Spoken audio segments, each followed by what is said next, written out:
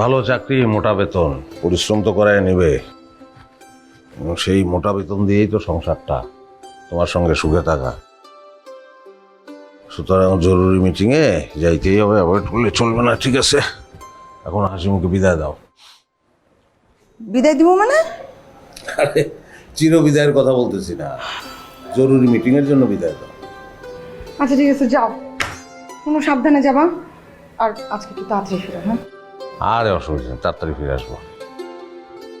এই শোনো শোনো শোনো, বলতে ভুলে গেছি, ওই যে টাকা দিয়ে যাও না, বাড়িওয়ালারে ভাড়া দিতে হবে। ও না, এই মাসে তো বাসা ভাড়া দিতে পারবো না, একটা বিপদ হয়ে গেছে আমার। তোমার আবার কি বিপদ হয়েছে? না না, বিপদ আমার না, বিপদ আমার ছোটবেলার বিশ্বস্ত বন্ধু হান্নানের। তুমি তো চেনো, আর বউর অবস্থা খুবই খারাপ হয়ে গেছিল, মারা যায় যে অবস্থা, একটা অপারেশন করতে হবে, কিন্তু ওর কাছে টাকা নেই। মানে আমাকে চাইলেও আমি দিলাম টাকা, ফোন করে জানাইছি অপারেশন সাকসেসফুল। তুমি আবার ওই বাটপার বন্ধুটারে বিশ্বাস করছো না? দেখো, আমি যতদূর জানি উনি কিন্তু তোমার কাছ থেকে মিথ্যা বলে টাকা নেয়, তারপরে নেশা করে। শোনো, ওর মদের নেশা থাকতে পারে, কিন্তু ওর মিছা কথা করার নেশা নাই। শোনো, ছোটবেলা থেকে একসঙ্গে আমরা বড় হয়েছি, একসঙ্গে মেট্রিক পরীক্ষা দিচ্ছি। আমি তো ভালোভাবে পড়াশোনা করতাম না, ও আমারে বলছিল যে দোস্ত এইবার কিন্তু পরীক্ষা কঠিন নিব, পড়াশোনা ভালো করে কর। ওর কথা ভুলে গেছে যে পরীক্ষার প্রশ্ন হার্ড হয়েছে, শুধু হার্ড না, লোহার মতো হার্ড।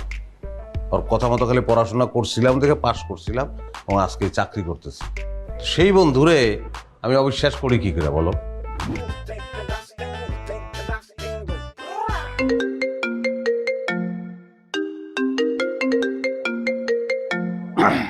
Hello sir. হ্যাঁ প্রত্যয় সাহেব, কোথায় আপনি? Sir on the way, sir on the way. একটু তাড়াতাড়ি আসেন, আপনি আসলে আপনার সাথে জরুরি মিটিং আছে। জি স্যার, জি স্যার, চলে আসতেছি, বেশি সময় লাগবে না স্যার। রাখুন স্যার। সেজুতি, আসি আসি, ঘড়ি দাও, এই যে ব্যাগ দাও, ব্যাগ। ব্যাগ মানে? ব্যাগ যে কালকে দিয়ে আসছো ছিনতাইকারীরা, সেটা ভুলে গেছো এর মধ্যে? ও হ্যাঁ, মনে পড়ছে। আজকে আসার সময় একটা ব্যাগ নিয়ে এসো। আচ্ছা আচ্ছা, আজকে অফিসে না গেলে হয় না? ডাক্তার না তোমারে বললো যে আজকে একটু রেস্ট নিতে? উপায় তো নাই রে ভাই। ভালো চাকরি, মোটা বেতন, পরিশ্রম তো করায় নেবে এবং সেই মোটা বেতন দিয়েই তো সংসারটা তোমার সঙ্গে সুখে থাকা। সুতরাং জরুরি মিটিংয়ে যাইতেই হবে, অ্যাভয়েড করলে চলবে না। ঠিক আছে, এখন হাসি মুখে বিদায় দাও। বিদায় দিব মানে? আরে চির বিদায়ের কথা বলতেছি না, জরুরি মিটিংয়ের জন্য বিদায় দাও।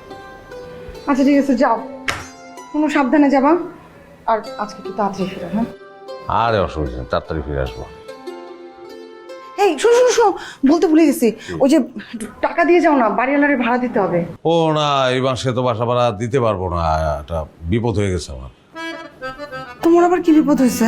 না না, বিপদ আমার না, বিপদ আমার ছোটবেলার বিশ্বস্ত বন্ধু হান্নানের। তুমি তো চেনো, আর বউর অবস্থা খুবই খারাপ হয়ে গেছিল, মারা যায় যে অবস্থা, একটা অপারেশন করতে হবে, কিন্তু ওর কাছে টাকা নেই। মানে আমাকে চাইলেও আমি দিলাম টাকা, ফোন করে জানাইছি অপারেশন সাকসেসফুল। তুমি আবার ওই বাটপার বন্ধুটারে বিশ্বাস করছো না?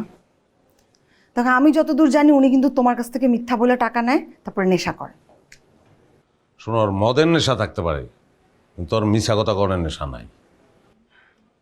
শোনো, ছোটবেলা থেকে একসঙ্গে আমরা বড় হয়েছি, একসঙ্গে মেট্রিক পরীক্ষা দিচ্ছি। আমি তো ভালোভাবে পড়াশোনা করতাম না, ও আমারে বলছিল যে দোস্ত এইবার কিন্তু পরীক্ষা কঠিন নিব, পড়াশোনা ভালো করে কর।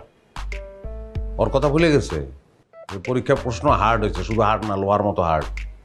ওর কথা মতো খালি পড়াশোনা করছিলাম দেখে পাশ করছিলাম, এবং আজকে চাকরি করতেছি। সেই বন্ধুরে আমি অবিশ্বাস করি কি করে বলো?